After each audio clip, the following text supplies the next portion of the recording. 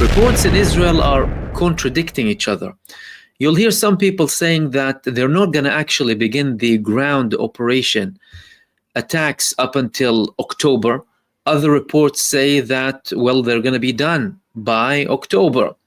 There have been meetings conducted between Benjamin Netanyahu and his cabinet, including plans that were promoted and pushed for the approval of the Israeli army.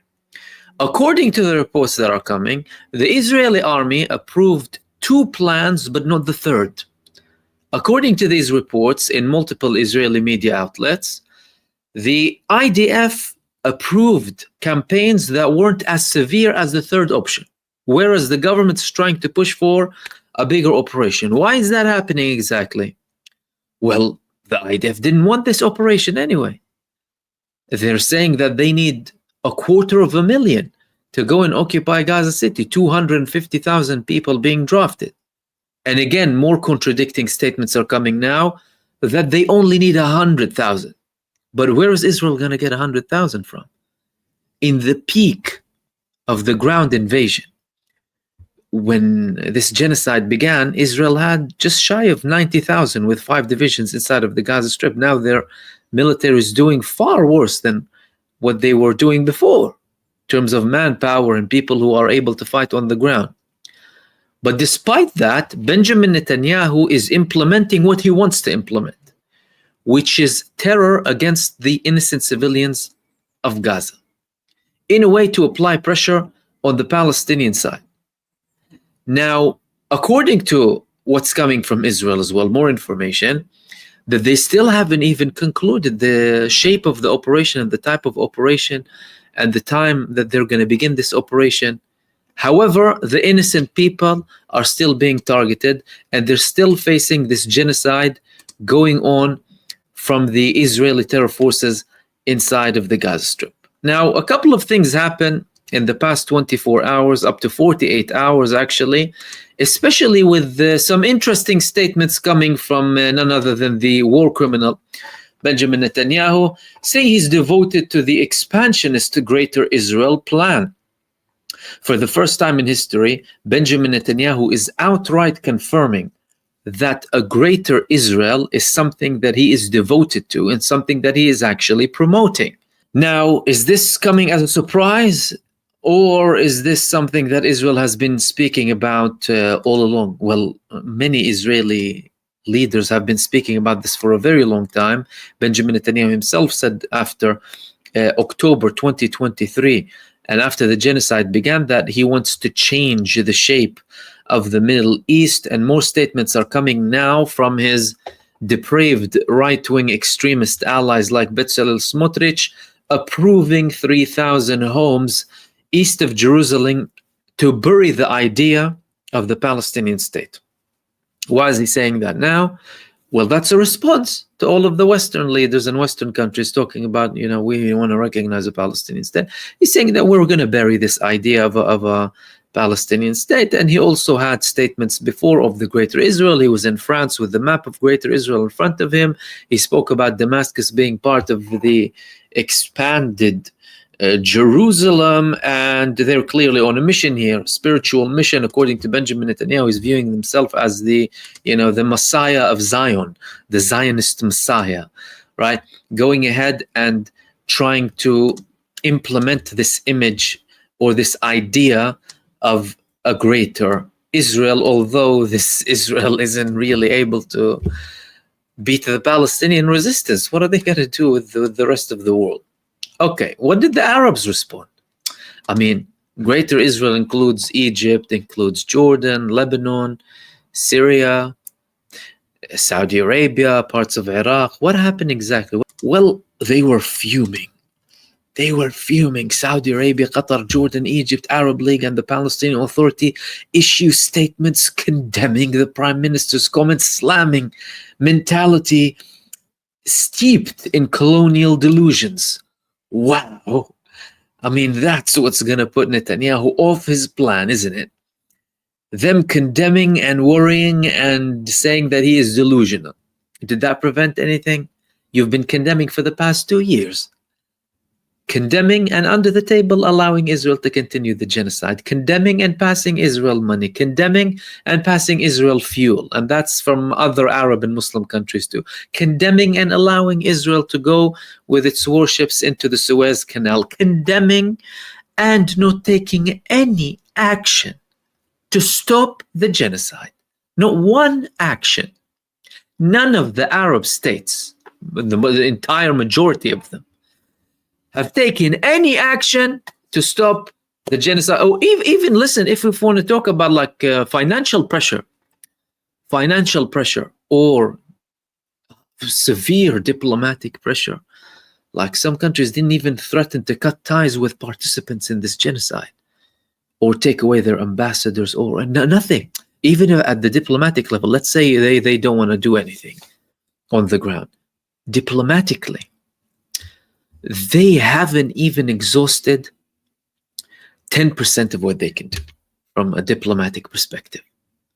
Cut ties with everyone sponsoring or supporting the genocide. What are you going to do? Stop supplying oil. Simple. Or at least waive with the threat to do that, let alone take action on the ground, which is what is needed.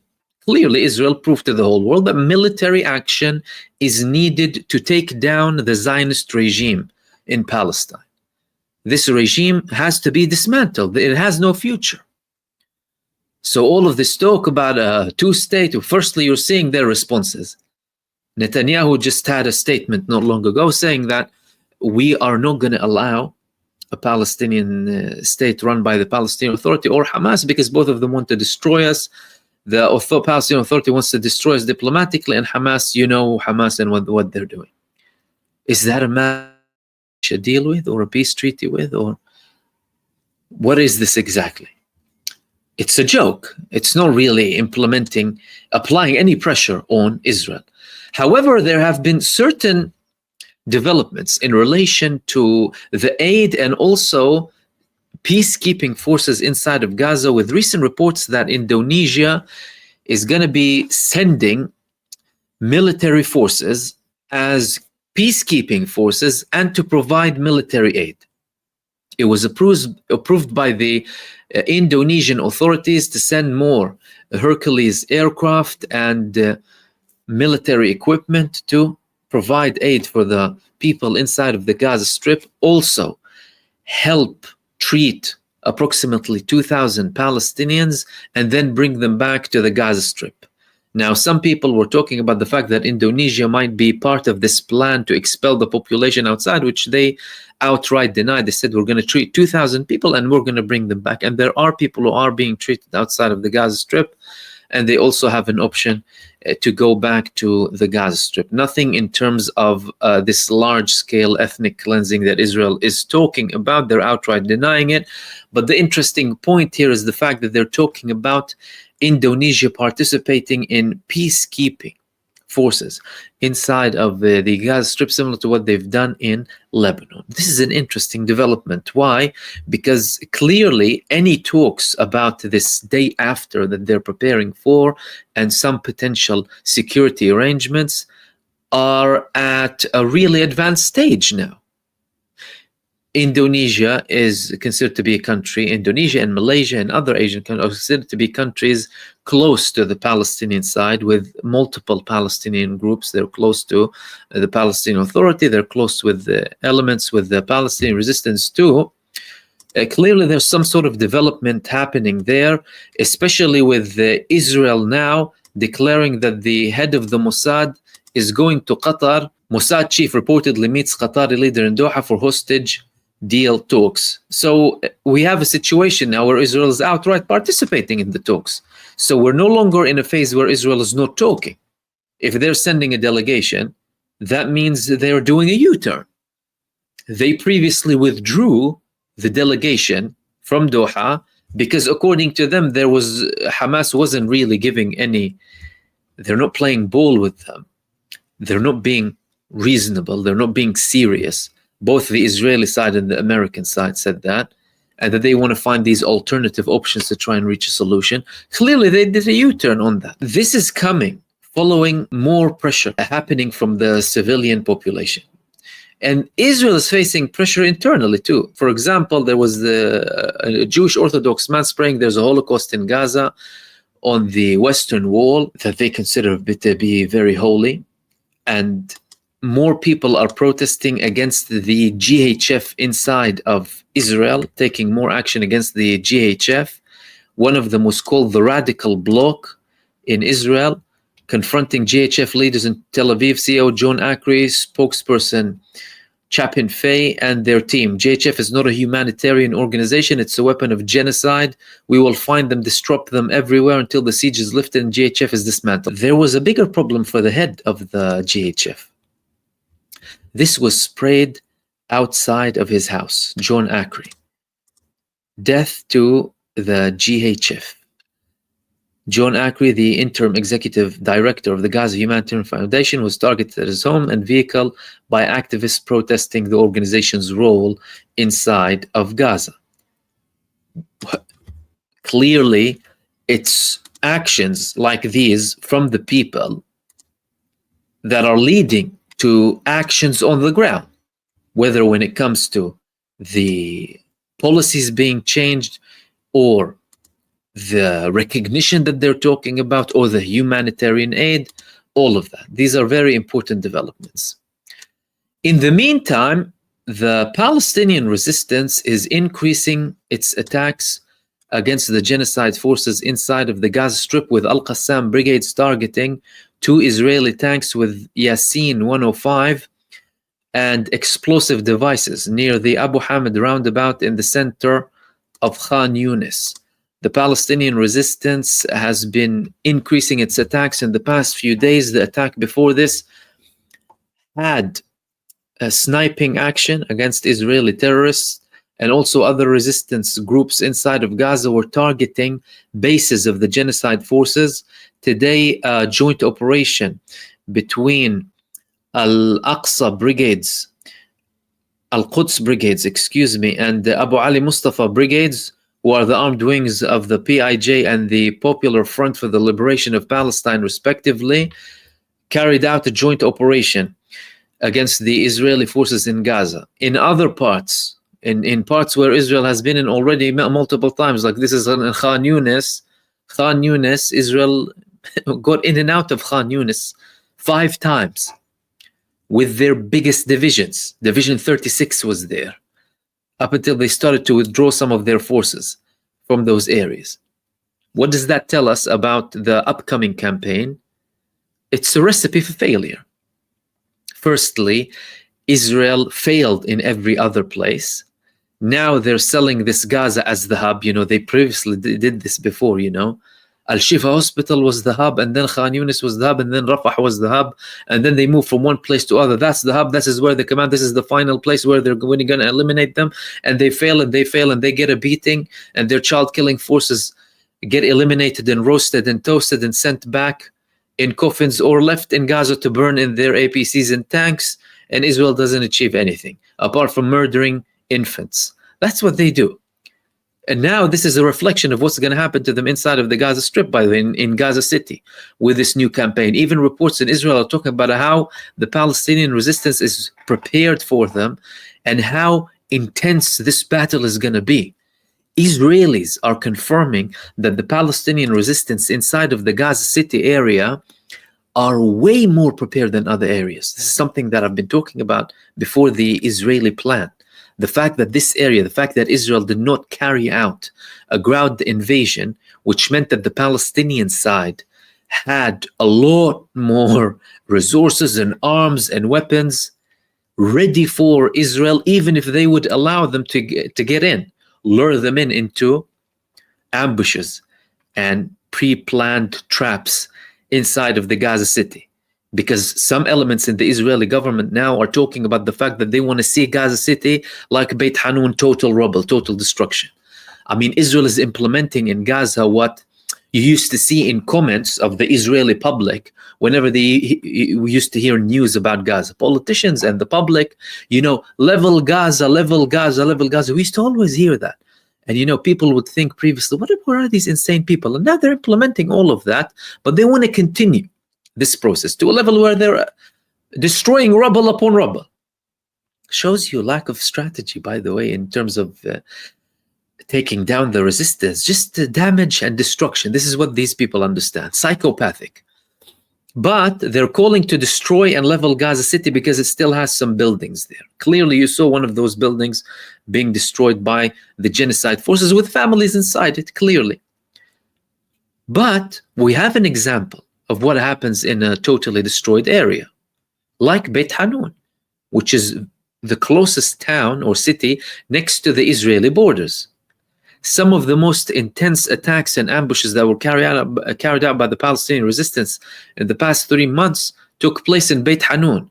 As a matter of fact, Israel declared that they killed the commander of Al-Qassam brigades in that area, only for him to pop up after the ceasefire, and even sometimes during the actual genocide taking place, roaming around between people and speaking to the public and making sure that he is in communication with everyone, over the ground, under the ground too. Another exposure of the Israeli lies. But that tells you that the destruction of buildings on top of the ground does not harm the capability of the resistance. As a matter of fact, it works to its favor, because Israel restricts itself further with its psychopathic, racist blindness and bloodlust, and this act out of anger and blindness, totally delusional. It helps the Palestinian resistance because imagine you are in an army or whatever, and you're having to work with destruction. I mean, if you need to find anything, you wouldn't be able to find destruction, let alone fighters who are moving from one place to another, having guerrilla warfare, moving from one place to another. Anyone with an ounce of brain or with an ounce of logic in the Israeli establishment, security establishment, is telling the political leadership it's not going to happen. Russia failed with guerrilla warfare. America failed with guerrilla warfare. Who are we to succeed with guerrilla warfare? This is going to be a Vietnam for us in Gaza. It's not going to work. But Benjamin Netanyahu and his maniacs are clearly preparing for something, despite the fact that the IDF is incapable, ignoring the fact that the IDF is incapable, being in denial of the fact that the Israeli army doesn't have the capacity and simply cannot. And that stems out of something more serious, by the way. The arrogance which leads to ignorance, with them being in denial of their own capability. They always had this impunity from the Western world. Oh, we can't criticize them, and these are God's chosen people somehow. And some people still selling this BS, by the way, for either religious purposes or whatever stupid delusional purposes. And now they are in a stage where their army has been humiliated. They don't have the same level of impunity as before. There are people who are saying things, okay, not stopping them, but saying things, because the fact that the Israelis, by the way, are even able to say or mention that we need to kill every Palestinian and every Palestinian baby is due to the fact that they are not being faced with any real challenge. So no one is threatening to kill them for saying that. No one is saying we're going to level Tel Aviv and other parts of occupied Palestine if you dare to level Gaza. That's why they're still talking, by the way. But reality, the same reality that they're refusing to accept now, will hit them eventually. The more they deny it, the more painful this reality check will be, which is clearly showing now within certain circles inside of Israel, whether it's in the public or the political, security, or military leadership. And the Palestinian resistance is reminding them day after day what their capabilities are.